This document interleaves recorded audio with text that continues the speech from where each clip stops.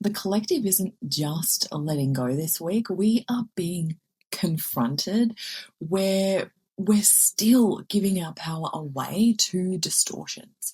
And it feels a little different to what we have been navigating. So stay with me until the end, where I'll be bringing through the what the Sasquatch Soul Collective have to say about the current energies that we are navigating.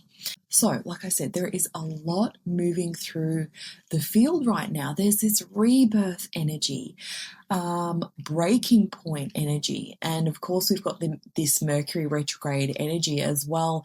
But what I'm feeling, this is not just another old identity falling away moment like we have been experiencing.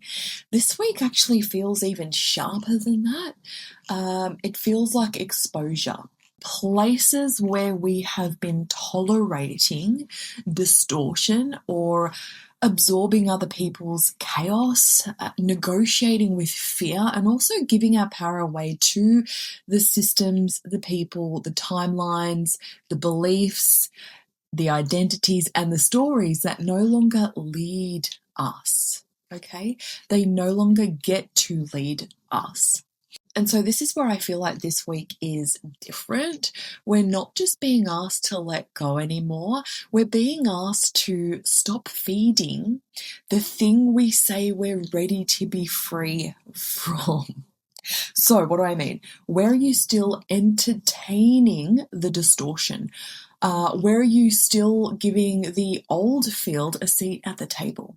Where are you confusing compassion with access? And where are you letting chaos dictate your next move? Because it's almost like the collective has reached this point where the distortions no longer feel convincing. And so there's a real mishmash in a lot of people's energies right now where they're feeling like, I just can't do this anymore. I know there's a better way. Where is that way? And it's like we've sort of been wading through this mud looking for the light, the truth, and the way. And I believe my Sasquatch guide actually has a message on that piece. So we'll bring that in soon. So people are saying things like, I don't know what's wrong. It's like you can't put your finger on it. Things are feeling off. Maybe you feel like you're not feeling like yourself, or you don't know even what or who to trust anymore, or what to believe anymore. Now, those thoughts and feelings are a manifestation of the collapse of borrowed thought forms, borrowed stories. And we could really see this as it's a collapse within the system of beliefs that are not ours. They weren't ours to begin with. And so it's bringing up all of this energy for us. The invitation beneath this is we're being asked to stop outsourcing our own knowing. That's why this particular phase and this particular season can feel confusing for so many, because we want someone to tell us it's going to be okay.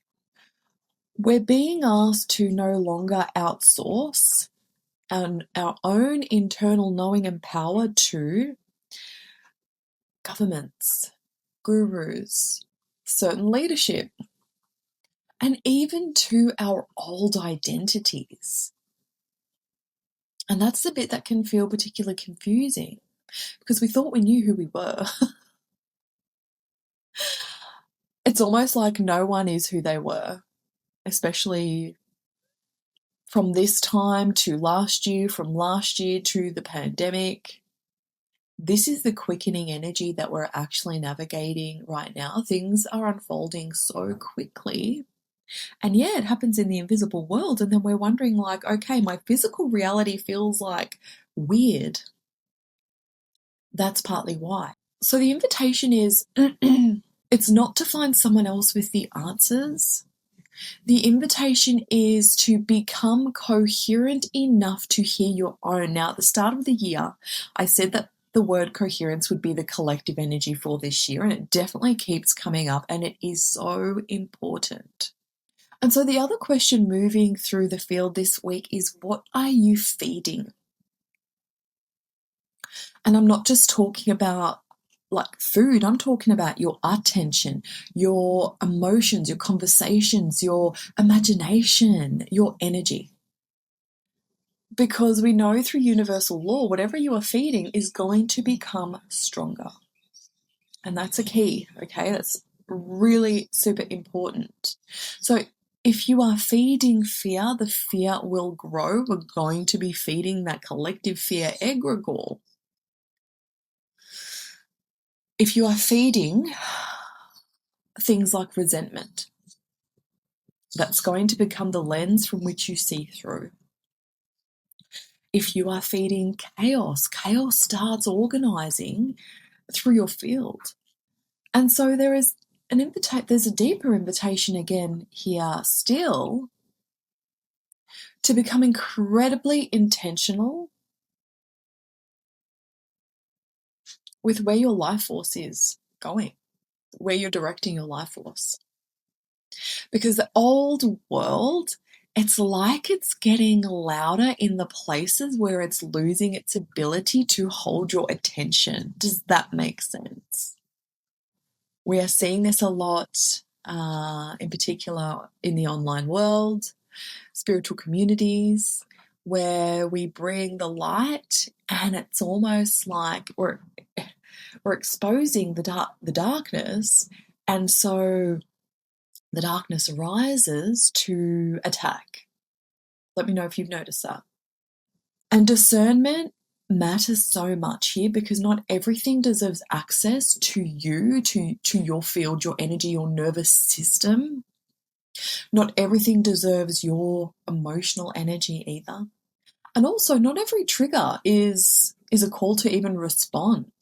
That's really important too, because not every conflict is a call into battle.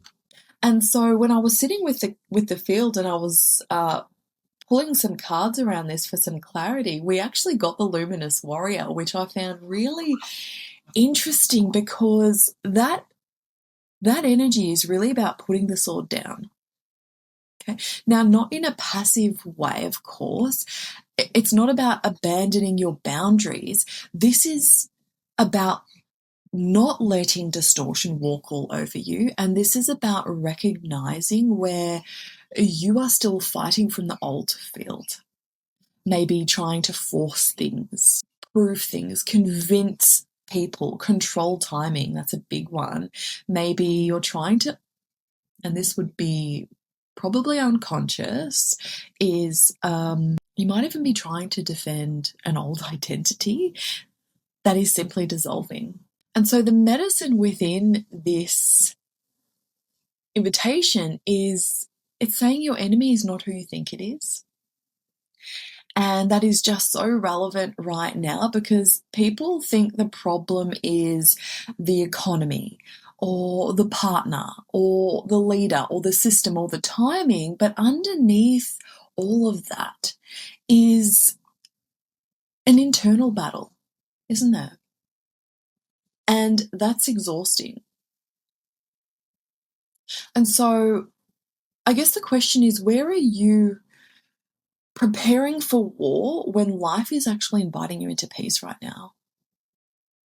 Or maybe where are you acting from anger or fear or defense or urgency? Where are you damaging your own field, trying to fight something that is actually asking for you to return to center? And then the other card that came through, it was actually the Mystical Shaman, which was interesting because it was the Mystical Shaman Oracle deck. And again, this card really felt like the collapse of the old story. And those are the stories that say, when I finally reach this goal, then I'll be happy. Or when I finally make the money, then I'll relax. Yeah. Or when I finally get the clarity that I can trust myself, or when I finally arrive, right? This is such a collective wound right now.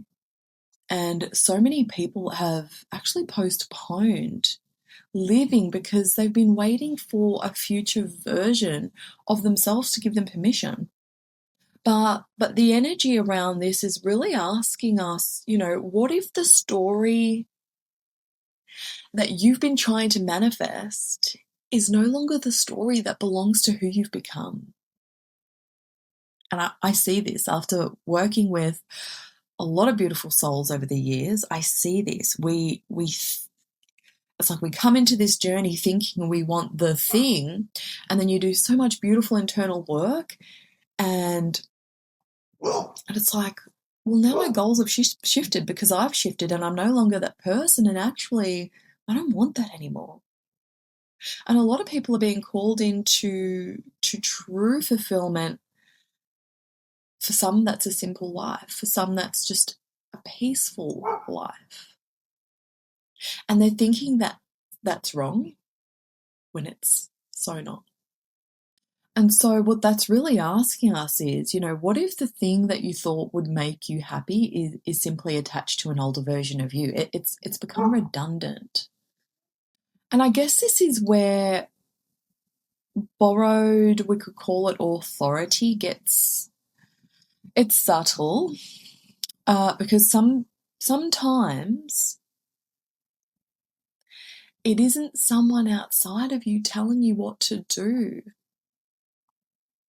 Sometimes it's the old version of you trying to still lead. Okay. We also had this energy of the standstill came through, and I had to laugh at that because it has felt like we've been in a collective pause this year. And when I say collective pause, I mean it has felt like a space where we know things are moving, right? It's literally the fire horse year, but we've been navigating this space where it seems like nothing is moving. And some people have been panicking around that, thinking, oh my God, I'm stuck, I'm behind, I've lost my momentum, something's gone wrong. But the standstill invitation here is that this is not necessarily actually a stagnation. This is a condition of the moment, yes, but it's also the pause before movement resumes, and the movement will resume. And we've actually already started to feel this energy. You may have noticed some days it feels like you've got all of your energy back and you've been able to do all the things, and then the next day it's like you're completely exhausted again. The medicine from the stillness is what is yours, what is truly yours cannot actually be taken away, okay? And this is such a deep message for the collective right now, because urgency is one of the ways the distortion actually feeds itself, because it's telling you if you don't act now, you're going to miss it. Or if you rest, you're going to lose it. If you pause, someone else will get there first. But what is truly yours does not require you to abandon yourself in order to keep it. And so the invitation here is asking you, can you stop? Can you just breathe? Can you actually quiet your mind and remove those distractions? Because sometimes the most powerful thing that you can do is actually to not move until your movement feels clean, if that makes sense. And then finally, we had this energy from the Sweat Lodge. And this felt like the rebirth card. This felt like the energy that we're in. And I'm not talking about the shiny version of rebirth. It feels like heat. The waiting, the discomfort. And, the discomfort of being who you were and then also who you're becoming. I laugh because I've been in that. The people that I've been speaking to have been in that. That's the common theme. And this energy is really speaking to it's a being invited by the womb of Mother Earth. What do I mean? It's like a second chance, or you could think of it as a sacred incubation.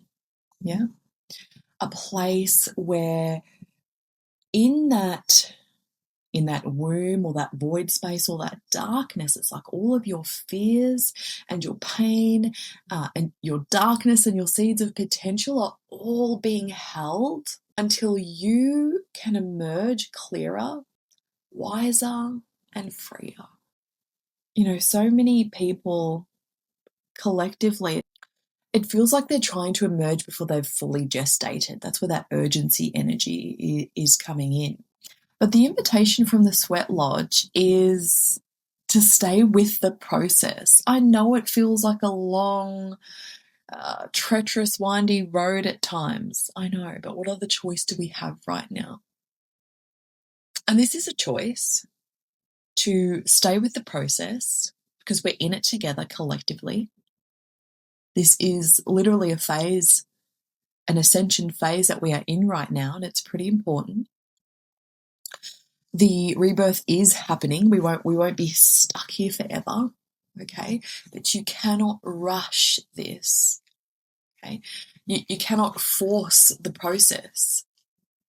And you can't skip the part where the old skin is softening enough to actually release. And so when we bring all of these cards and energies together, the message then becomes very clear. The collective is being invited to stop fighting for the life they're actually trying to create, because so much action has been coming from fear and distorted timelines too. So this week is very much about not feeding the timeline that you're ready to leave and being okay with not figuring out your next move today. Not forever, just today. And maybe this is even asking you to notice the version of you that's been trying so hard to make life happen. And when that version can finally lay that sword down, the next chapter doesn't have to be forced, does it? It can be revealed and received. And so if you've been listening to this and you've been wondering how much of your life force has been tied to overgiving or rescuing or proving or trying to control everything, trying to control this process in constantly exchanging your energy for whatever it is, approval, belonging. Yeah, in constantly exchanging your energy for whatever it is, approval, belonging, love, safety, needing to know the next step. That is actually why I created something I call the Prostitution Wound Healing, because this wound is not about money or sexuality. This is actually about the place where you have unconsciously traded, whether it's your truth, your energy, or your power, in order to receive something that you believed you couldn't receive simply by being yourself. And so this is an Akashic Records healing where we restore sacred exchange in the Akash, and where we begin restoring and where we begin dissolving those ancient roots and patterns of overgiving, energy depletion, and life force leakage, so that your energy can finally return home to you. So this is a replay access. The healing has already taken place. It's $22, and I'll leave the link below for if your soul is calling you into that. We've looked at the invitation to reclaim our life force. So now I'm going to bring through my Sasquatch guides message around their perspective on what is happening on Earth right now. So let's do that. Okay, so he says, yes, the quickening is being felt by many at this time. You have current astro events, galactic and central sun frequencies, plus the switching off of the CERN machine to thank for this.